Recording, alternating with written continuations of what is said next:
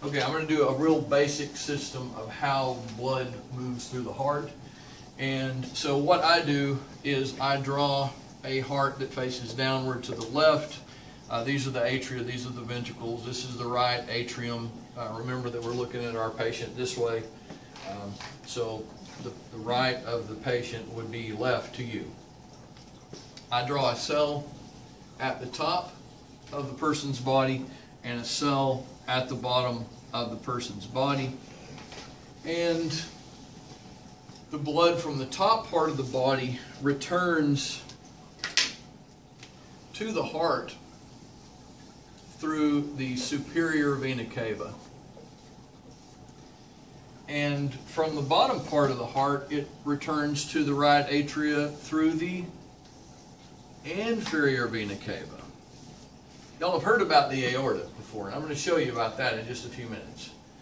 The aorta is what carries blood out to the body, but you haven't heard so much about vena cava. Kind of not a word that you're quite so familiar with. Well, between the right atrium and the right ventricle, there is a valve. It's a one-way valve, and it's held down by little strings to papillary muscles. The strings are called chordae tendineae, and there's little muscles in the trabeculae coronae of the heart called papillary muscles. Keeps them from prolapsing backward, these little strings do. But the deoxygenated blood passes from the right atrium to the right ventricle, and then when it completely fills the right ventricle, it will go through another valve called the pulmonary semilunar valve, which will carry blood to the lungs for oxygenation. So here are the lungs on either side of the heart.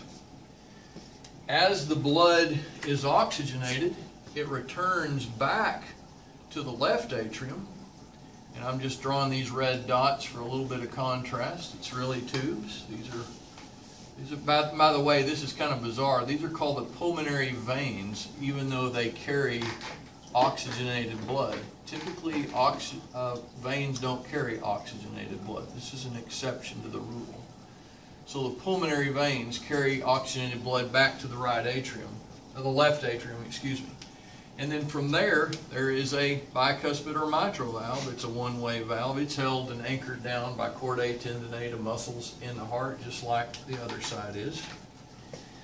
The oxygenated blood travels into the left ventricle, and then once this valve slams back shut and the pressure builds in here, then it goes through an aortic semilunar valve and ascends to the head and neck, and then it goes up and wraps down and ascends and goes to the whole body, and that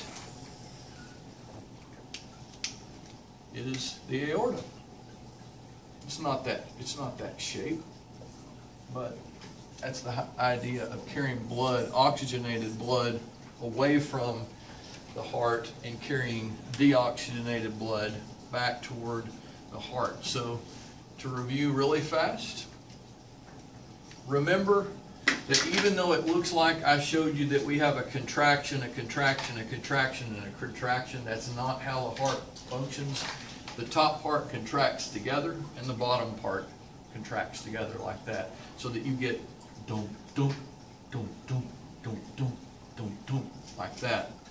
When these first two valves, these atrioventricular valves, shut, look up, they open like that to let blood come through, and then when they get pressure behind them, they slap shut like that. That's your first heart sound.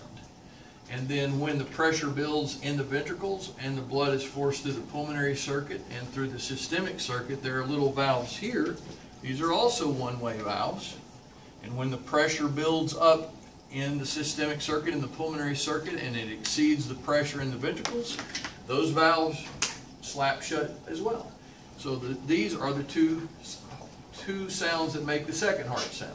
So if these valves, the atrioventricular sound, make the don't, actually books would say lubb-dupp. Doesn't sound like a lubb-dupp to me, but the lub is these two valves and the dupp is these two valves right here. And so that is kind of like a basic idea of the path of blood through the heart. That's it. Thanks.